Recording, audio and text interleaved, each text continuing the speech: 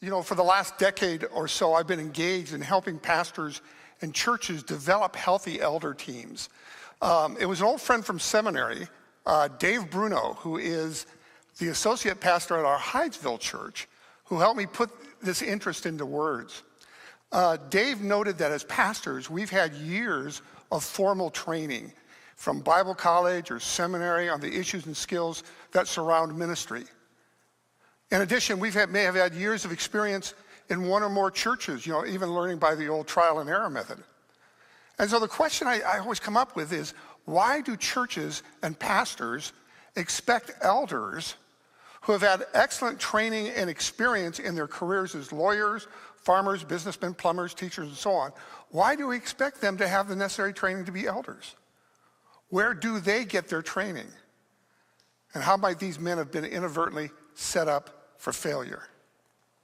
Elders bring to their role a boatload of learning from their careers, from their family, from their work in the community, and some of it is really helpful, but some doesn't necessarily or automatically transfer or translate into working well in a church or ministry environment. Most men, for better or for worse, have learned about being an elder from on-the-job experiences, and their understanding of the role of an elder and an elder team is often derived either from their present church experience or the church where they had their most significant spiritual experience. And here's the problem.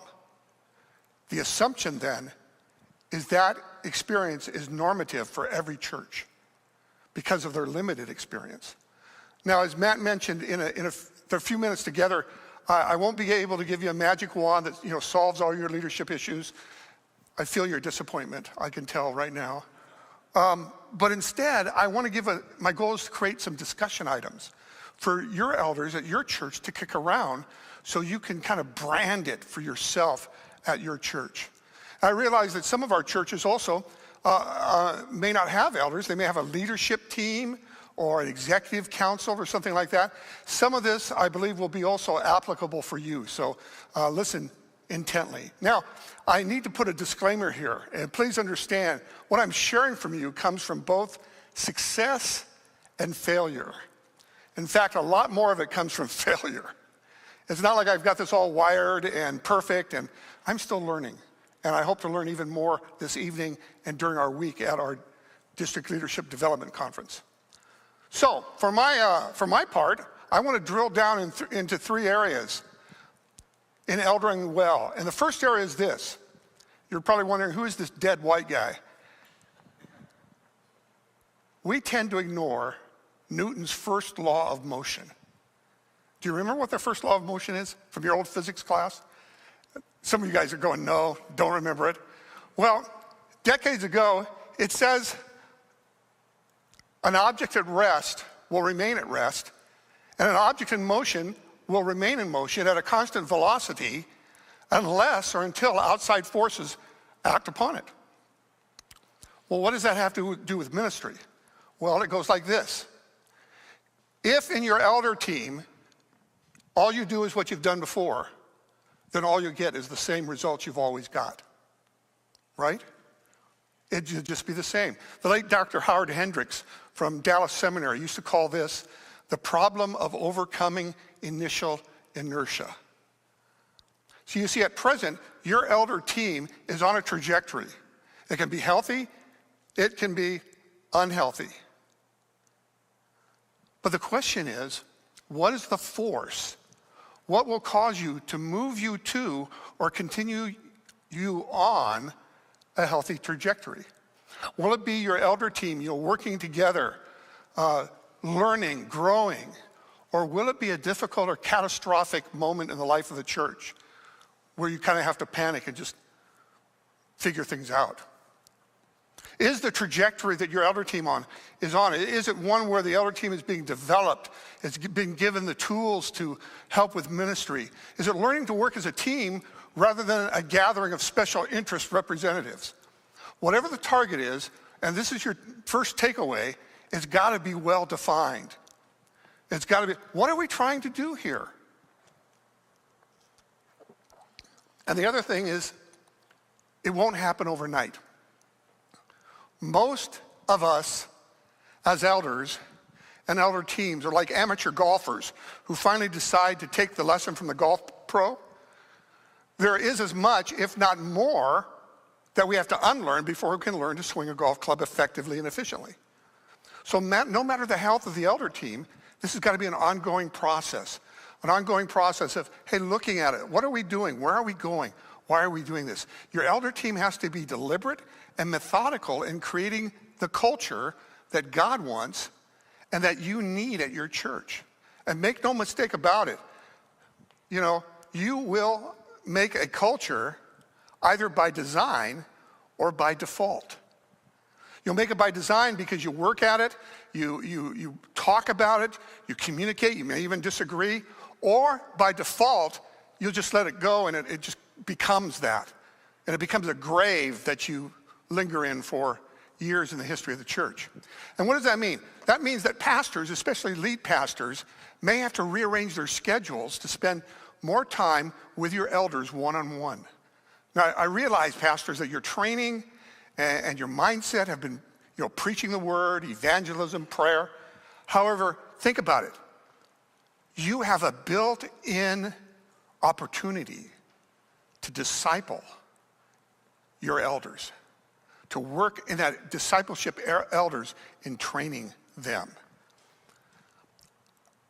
For over 20 years, I was privileged enough to coach youth soccer. And for nearly that long, I was a youth soccer referee.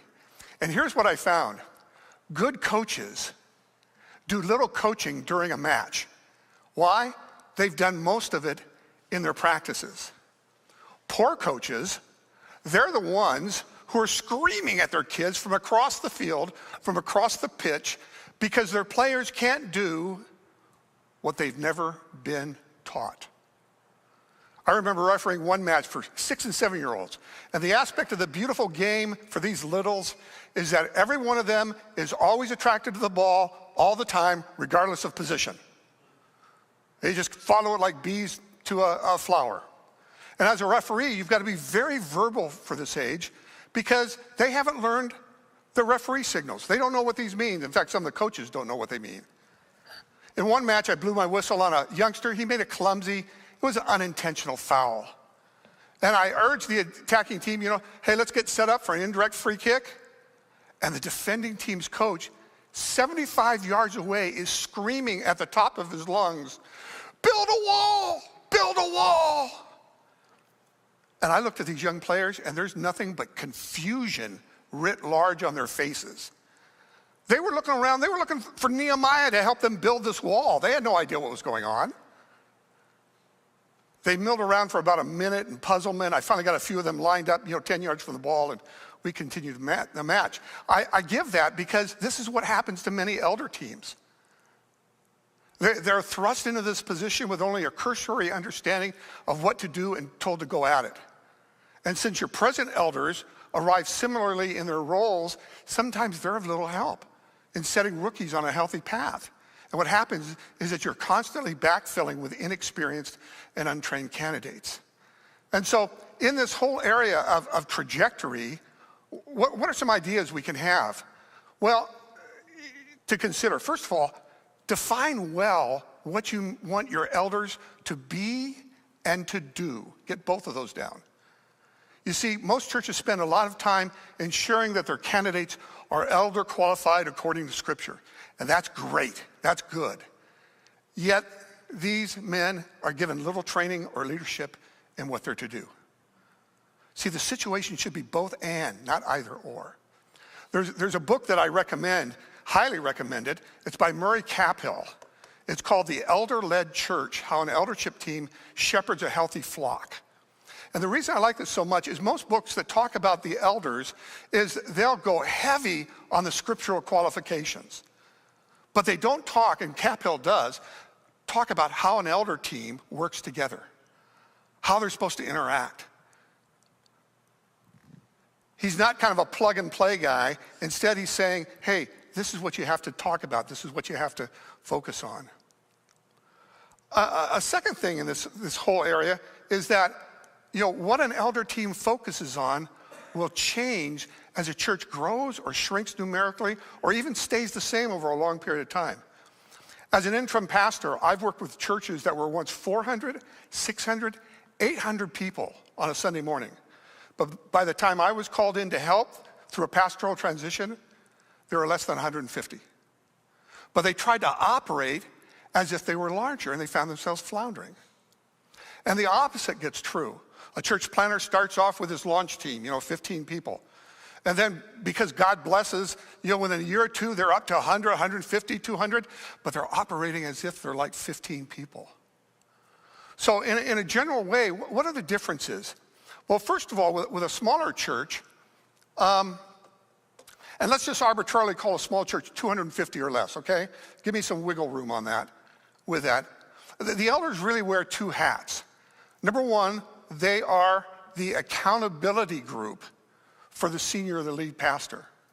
In other words, they and the senior pastor help create the boundaries, I call it the sandbox, from which the senior pastor leads. In other words, these are the boundaries from which the senior pastor is leading. Now, why is that important? It's important because if you don't do something like that, you wind up micromanaging as elders. We wind up worrying about everything from the type of pen the pastor uses to Lord knows what. And so we want to do things like, hey, what are the moral boundaries? Pastor, keep yourself above reproach in all areas of your life. Financial boundaries. Don't spend money you don't have, either at home or at church. Social boundaries. Don't be a jerk. How about philosophical boundaries? Does your philosophy of ministry line up with the church's philosophy? If it doesn't, and you feel it needs to be changed, pastor, then teach your way out of the problem. Okay? Rather than coming in, I'm going to be a tyrant, I'm going to, my way or the highway. And then doctrinal, don't be a heretic. And then you let the pastor go. Let him be creative. Now, smaller churches with their leaders and pastors, you've got to prioritize three things: relationship, culture, and history, before you move on to vision, process, and programs. Let me say that again. You need to prioritize relationships, culture, and history before moving on to vision, process, and programs. Now, why do I say that? Where do pastors and leadership teams of small and medium-sized churches go for conferences? They usually go to the big mega church, right? They go to the big mega church who says, we went from 5 to 50,000, do it this way, and buy our books for $29.95. And the assumption is that everyone has to be a mega church. Fortunately, that's changing. You hear things like, all healthy things grow. Well, that's not true. All healthy things, including churches, grow to the size that God intends for them to grow. If you get something that continues to grow and grow, in the world of medicine, you know what that's called? A tumor. It's called cancer. See, why are large churches large? Because they dealt with relationships, culture, and history when they were smaller.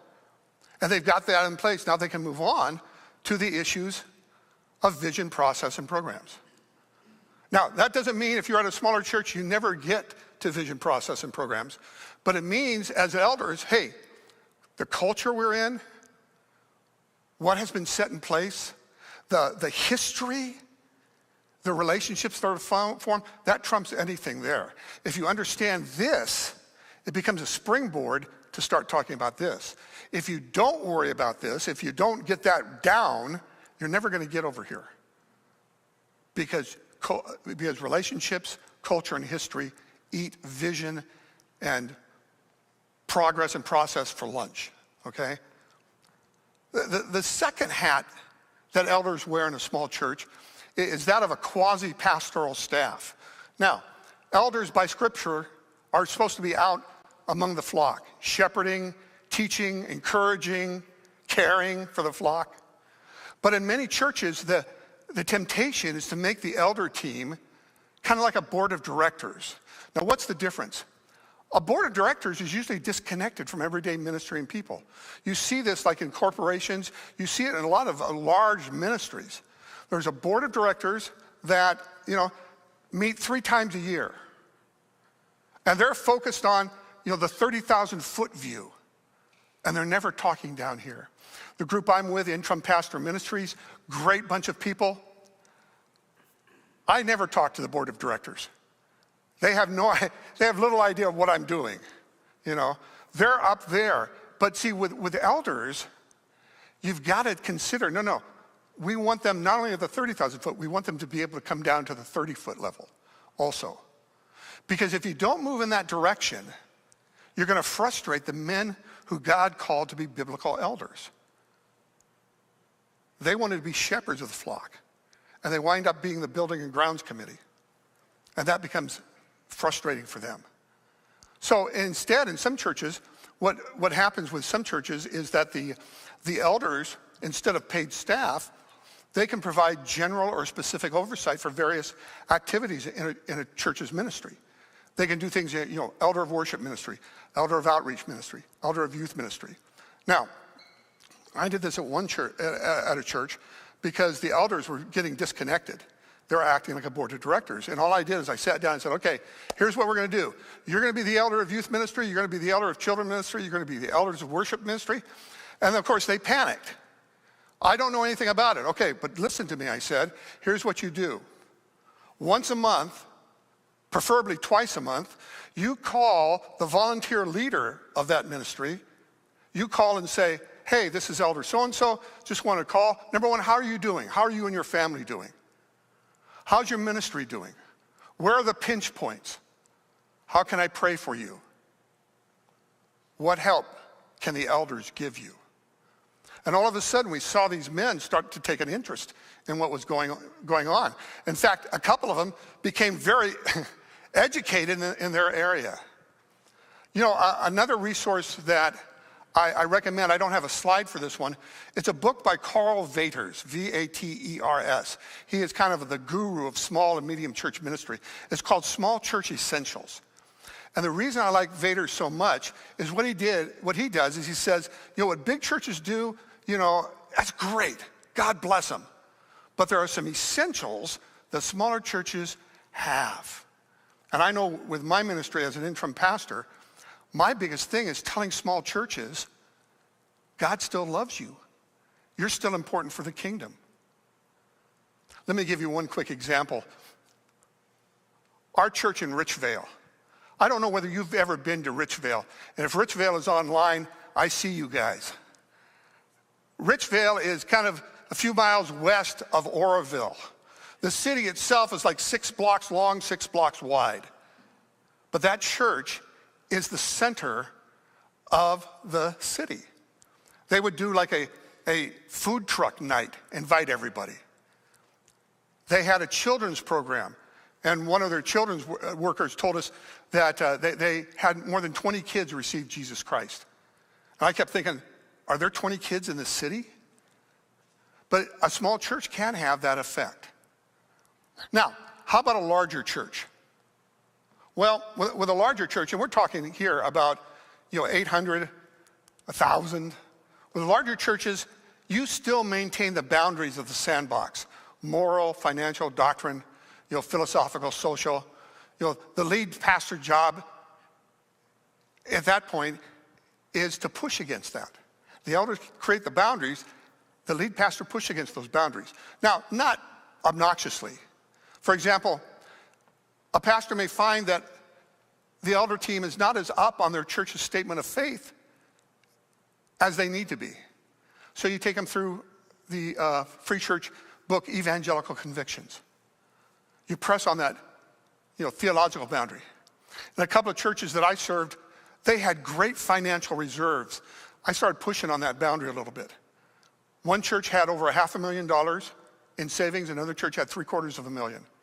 Yet they were staff poor. We had to help them think through, what that is. Over the years, for example, a church can become insular. It can become focused on people on Sunday because that's where you get your biggest feedback. So a lead pastor, a senior pastor, can push that boundary of being more involved in the community. Now, why is that important? Because at that point, the dialogue between elders and senior pastor matures the church. you begin discussing issues that you never thought you'd talk about. And let me give you a recent example that almost all of us lived through was the COVID-19 pandemic, right? That forced every single church to rethink its ministry. It forced you to do that. In fact, pastors had to learn a different way of preaching. Instead of looking from side to side, you had to learn to look at a camera. And churches that had those discussions flourished. Churches that didn't tended to flounder or even close. So the elders help by focusing on ministry alignment. Okay? What shows that we're on course with our mission, our vision, our values, our strategy? And then the second hat that the elders of a larger church wear is the whole idea of maintaining general oversight of the church regarding direction, but relinquishing specific oversight to the church staff who are accountable to the senior pastor. I admit that I probably frustrate my pastors, Matt Moore and Sheridan Smith, because being a retired pastor, I want to know every little detail. I don't need to know every little detail. That's for them to know. But again, we want elders to be out among the people, shepherding, teaching, leading, encouraging. Well, quickly, let's move on to a second issue in eldering well. It goes like this. It's the adoption of American cultural values, cultural views of leadership into the church. It goes like this, is that we've idolized the process of selecting our government leaders here in the United States so much, we think it's biblical. Our government structure, yes, is still light years beyond any other in the world, but we have our problems. But what a lot of churches have done is they've baptized the way we do our government, elect our government leaders, and we've taken over the church.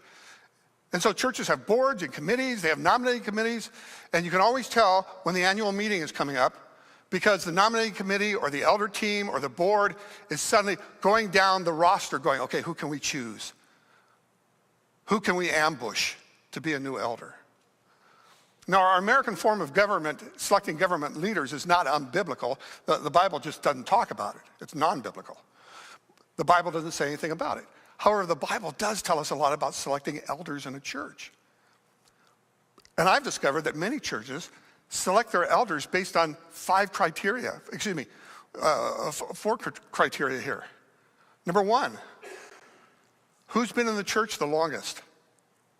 He's old, he must be ready, right? And what pops into my head are the phrases, there's no fool like an old fool. Or this one, they get impressed with someone who has an enormous knowledge about Bible trivia. You know, somebody who can connect Jeremiah 15:14 with Philippians 3:12. I just pulled those from air. I have no idea whether they connect or not. But it's kind of like, oh yeah. Or somebody that can tell the difference between the 1960 edition of the New American Standard and the 1995. Oh, this guy's just great. Here's one that hits too close to home. We want him to be an elder because he's a retired pastor, or he's an elder from another church. They're going to be an excellent candidate. That keeps me up at night, okay? I can't think of anything, and I'm constantly bugging Matt and Sheridan with the idea that if I'm in the way, you've got to tell me. You've got to tell, if I'm being a boat anchor around your neck. And then a fourth one is you select someone because it's their turn again. It's your turn. We've got to have somebody here. Now, we know that you didn't like being an elder, but we need to fill that spot. And it's drive-by guilting to get them in there. We have to ask this question. We have to ask whether being an elder is a position or a calling. If it's a position, then anyone who's slightly qualified will do.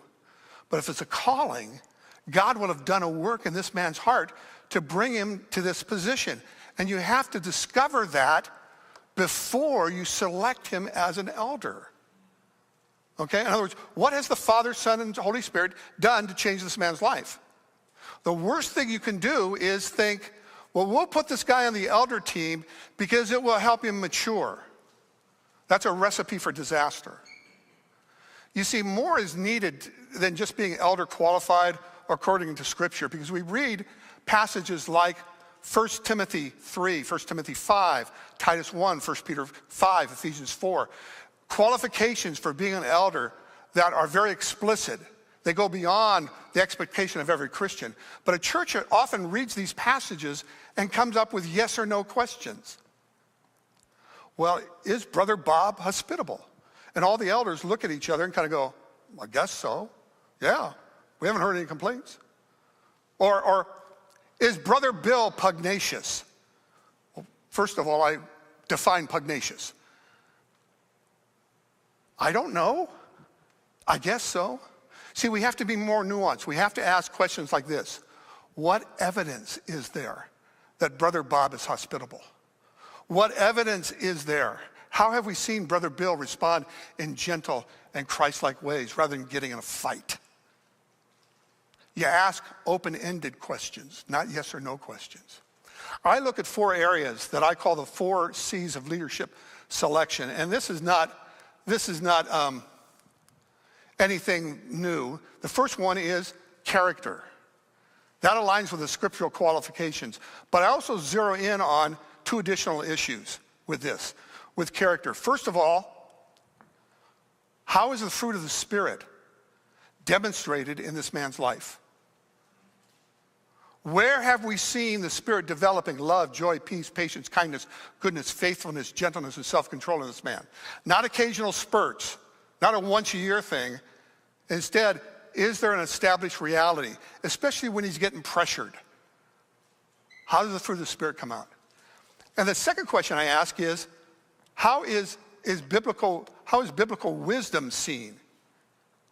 This is from James 3:13 through 18. In other words, when this man acts, when he speaks, especially when there's disagreement and when there's pushback, do we see wisdom that is pure and peaceable and gentle and reasonable, full of mercy and good fruits, unwavering and without hypocrisy? Or do we instead see the deeds of the flesh? In other words, what is this guy's character? A second thing to look at is what I call competence. What evidence has this man shown that he can fulfill this role as elder? Here it is. Where has he served in your church and been observed? Well, he was pastor at another church. He was an elder at another church. That's great. But in this context, where has he served? And in that serving, what have the results been? Not so much numerically, but things like, one of the things I ask is, how has this guy developed a gospel culture? Maybe he's playing on the worship team. Maybe he's leading a Bible study. Maybe he's on the building and grounds committee. How has he helped that group become more cohesive and collaborative, developing a gospel culture? A third C is chemistry. What shows that you get along with the present elder team? And here's the big one. How does this man handle feedback and disagreement? In other words, when a decision doesn't go his way, does he respond with grace, trusting God will be sovereign in this? Or does he call a special parking lot session of the elders without the pastor after the meeting? How does they work? And finally, the last C is what I call culture. What shows that this man is committed to the mission, vision, values, and strategy of the church before he becomes an elder? In other words, why he's just serving the church? Is he on board with the values, the vision, the mission of the church? Or is he more interested in advancing his agenda? Quickly, because our time is going here, a third aspect is I have 2 diagnostic questions that I ask. I ask of present elder teams when I meet with them. The first one is this, is simply, what are the current optics regarding the elders in your church? It's kind of outward. How are the elders viewed by the members and participants? Are they the fusty old men that always say no to every new idea? Are they the guys that are invisible in ministry and they only show up to discuss budgets and parliamentary procedure? Or are they seen as shepherds, wisdom givers, role models in the congregation? Now, how do you get the answer to this? You got to get out among your people to find the answer to this question. And at first, your people will always be reluctant to respond. You'll say something like, hey, what's your opinion of the elders? Oh, they're fine. Because I was told by the pastor, if I say anything bad about the elders, lightning will strike me. But you got to persist. Sprinkle it in conversations away from the church. Hey, when we talk about the elders, what's the first thing that comes into your mind? What do you think about our elder team? And then bring it back to your elder team and discuss it diligently. If things need to be changed, make plans to change them. Again, it's a matter of trajectory. And a second question that we ask is simply, what is the culture of the present elder team? That's kind of an inward look. And we're going to come full circle with that. Here it is. How is being an elder at your church a life-giving, life-enhancing experience? Remember what Paul wrote Timothy? It's a noble thing when a man desires or seeks after being an elder. Well, is it a noble thing in their lives? How does this experience help these men to grow spiritually?